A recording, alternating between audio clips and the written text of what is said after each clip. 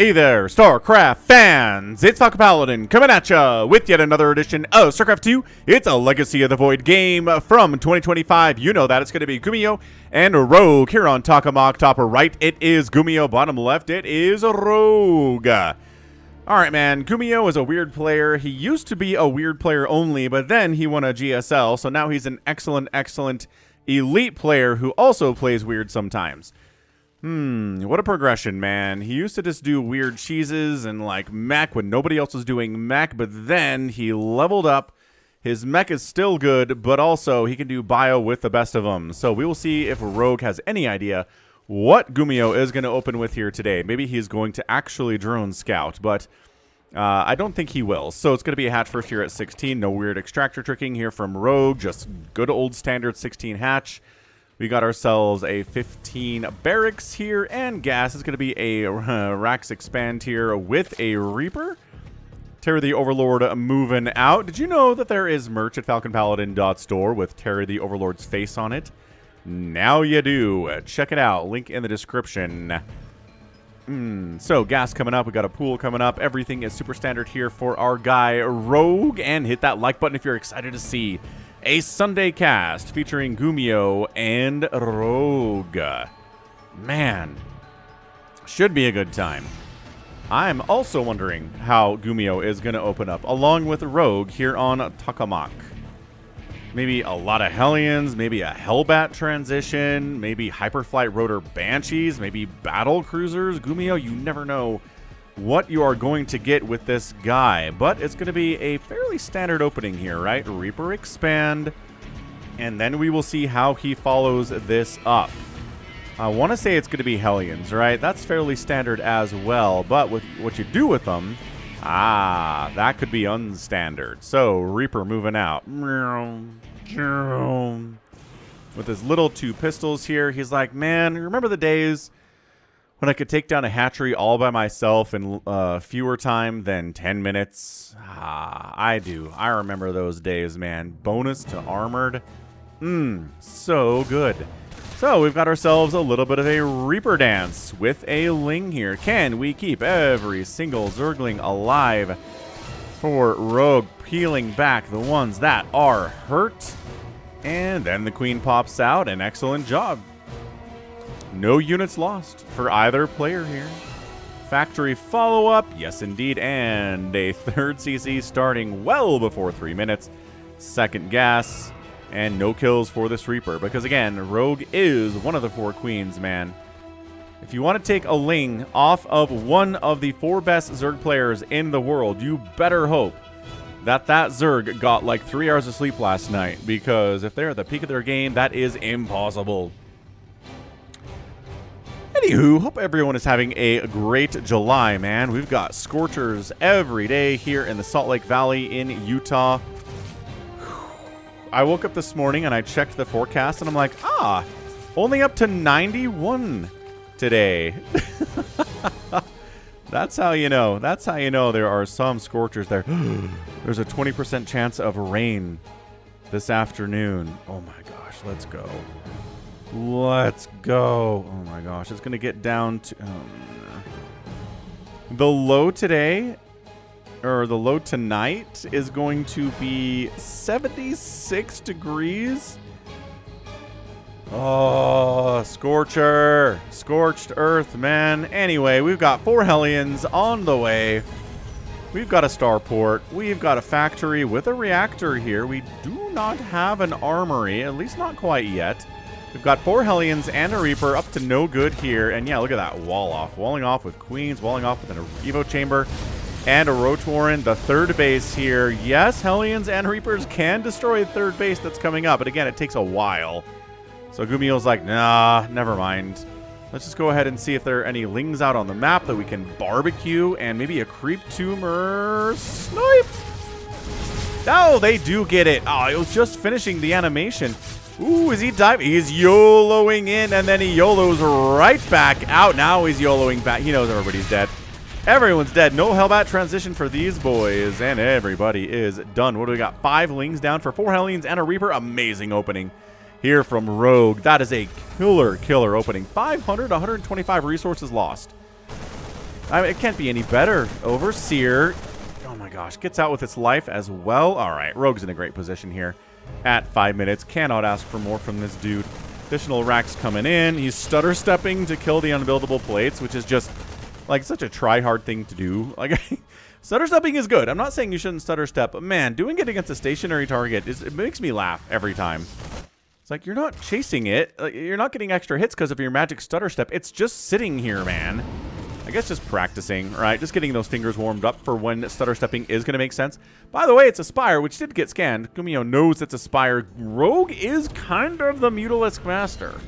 I've cast games with Rogue before where he shows up with 2,700 Mutas and he loses 2,600 Mutas, but he wins anyway. It's just macro. It's just Muta macro in a way that I've never seen from many other players. No one else can pull it off. Other people try to make Mutas in this matchup, but they just die. But Rogue is the guy. He's the one that can do it. So I believe in him. How are we going to deal with Mutalisks? Well, I mean, keep making Marines. Those are great against Mutas. Turrets, great. Widow Mines are insanely good against Mutalisks, unless they're stacked up. Unless they've got an Overseer with them, which obviously I think Rogue's going to do here. I mean, he doesn't try to kill anything. Just kind of a giant group of scouting Zerglings. Centrifugal Hooks is on the way. Third base, yep, happily running. Marines covering that mineral line, saying, hey, what's up, friends? We're here to protect you. We are here to protect. We are sworn to protect. It's kind of like how... Well, we're not going to get into that. Anyway, we got Banes. We have an armory on the way. Ling Bane Mutalisk in... just... what? 2025, man. Rogue is still busting out the Ling Bane Muta into the third. Great target firing, but not enough. Turret gonna die. Third base in a lot of trouble here. Ling's chasing in. Dude, the third base. He's gonna save it. He is gonna save it. Not enough Banelings here. Not quite enough Lings to handle this many Marines. Especially when their +1 infantry weapons just finished up there. But 5 SCVs died. A mule went down there too. That's what I'm talking about, man. The Mutas. No Mutas have died. Holy what?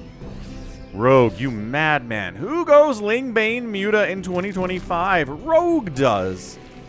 I believe Scarlet would too. It was one of her favorite strategies back in Heart of the Swarm when this was a really popular strategy.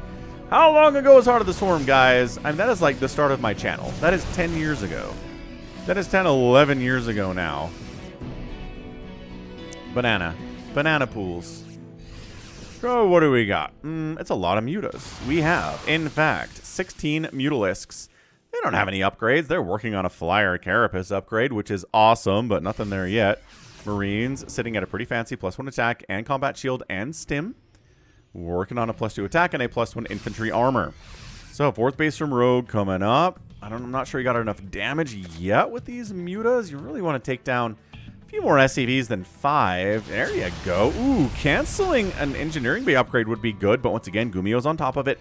He jumps into position to defend those engineering bays. They are really important to him. The armory could die too. I like using the refiner to get Glaive Worm Splash, killing a couple SCVs and getting the refinery. It's not a splash, it's a bounce, right? It's not splash damage, it's bounce damage, which is the only thing in all of StarCraft that has bounce damage.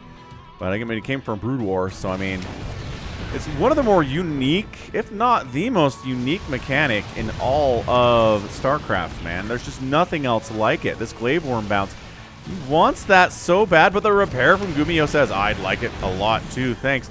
Dropping down at the third. There are speed Banelings, though. Widow Mines, absolutely nothing.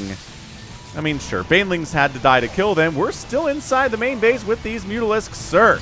Ooh, going after reactors. High value targets that have low HP. Boom, that's cutting the production capability of that barracks in half. Still trying to get the 5th base. Nope.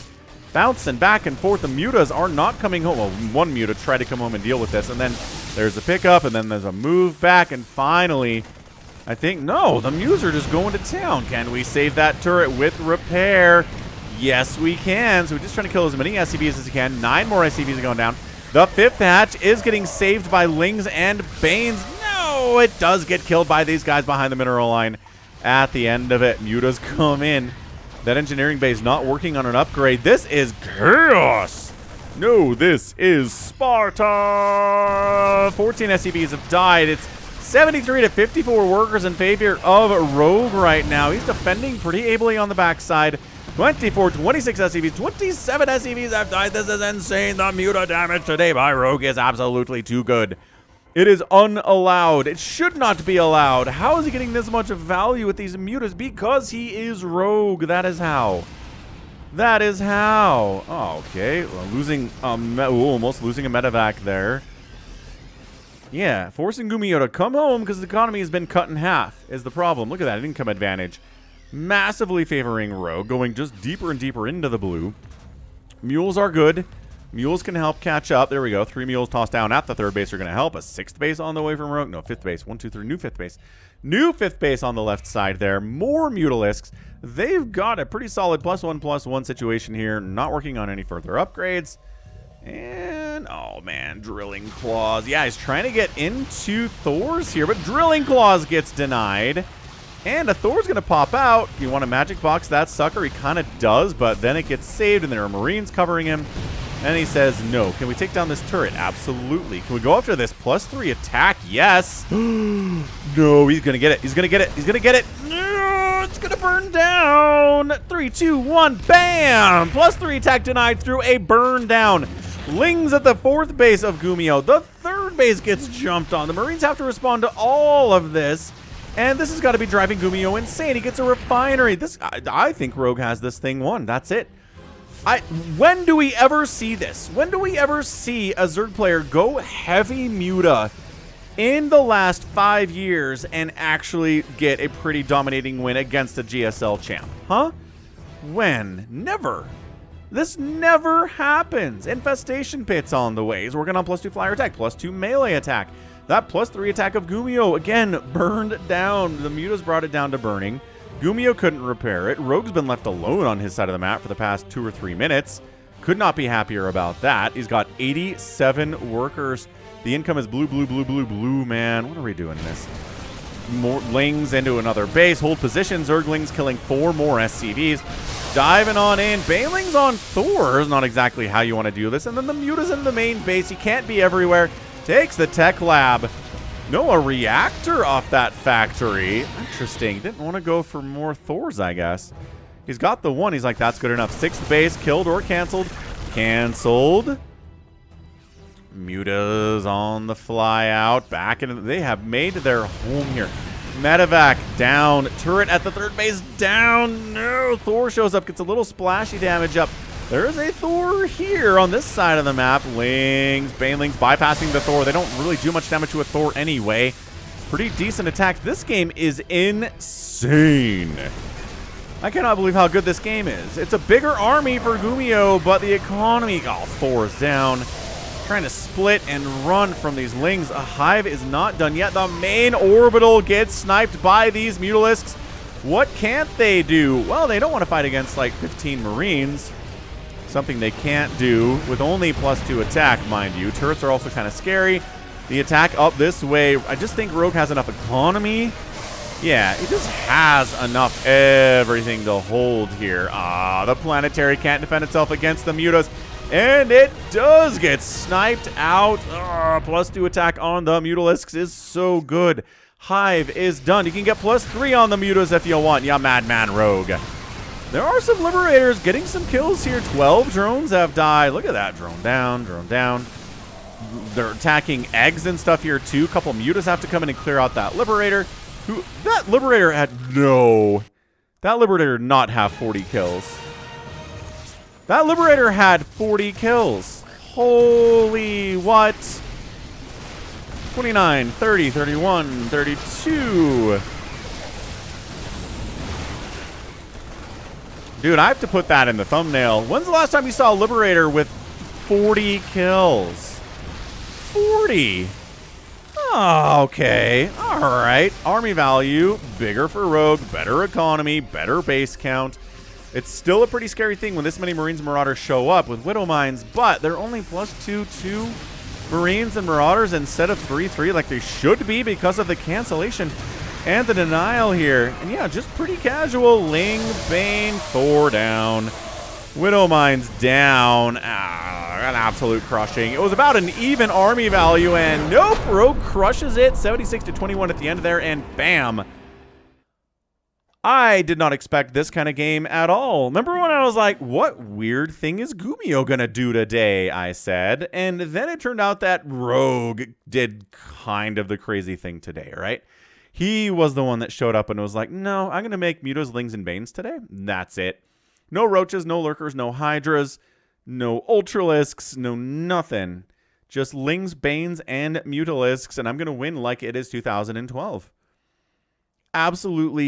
Absolutely incredible throwback. What a performance here from Rogue. GuMiho just could not handle it, man. 2 bases died to Mutalisks. Thors were dying to Mutalisks. Turrets going down all over the place. Add-ons. It's interesting that they consider these reactors different. I guess reactor for a barracks and a reactor for a factory are considered different things in the units lost tab. Look at that. I don't think I've ever noticed that before. In all of the years I've been watching and casting StarCraft, I'm not sure if I've ever noticed that before. Tech Lab there down.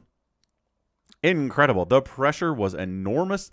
This right here, right? When the attack, the Mutas showed up and started crushing, it just never got all that much better. That's Mules. And it just never really improved at the end of the day there for our guy, GuMiho. But man, Rogue still has it. He's still got what it takes to be a winner in this league. Obviously, he's a little bit rusty after getting back from military, but he can still do this, man. Wow. Incredible. That's just, I'm almost speechless here. 19 drones died, yeah, but 59 SCVs went down, and GuMiho had sub 50 workers at the end of this game. I'm still impressed by that 40 kill Liberator. Like that Liberator, a lot of it was Lings, I'm sure. So it's not like you're out here killing roaches or hydras or anything, but because there weren't any of those, but you know. So, I mean, GuMiho did his best. He killed a hatch, he canceled a hatch, but you need to do a little bit more than that. And Rogue gets the win on a Sunday in an incredible display. All right, well, that is going to be it from me. This has been falconpaladin coming at you with yet another edition of StarCraft 2 Legacy of the Void for your Sunday. Go ahead, hit that like button, hit that subscribe if you like what you saw and what you heard today. You can also catch me on Twitter, Facebook, Patreon, Twitch, Instagram, TikTok, and Blue Sky, all at /falconpaladin. And until next time, as always, thank you so much for watching, and you take care of yourself.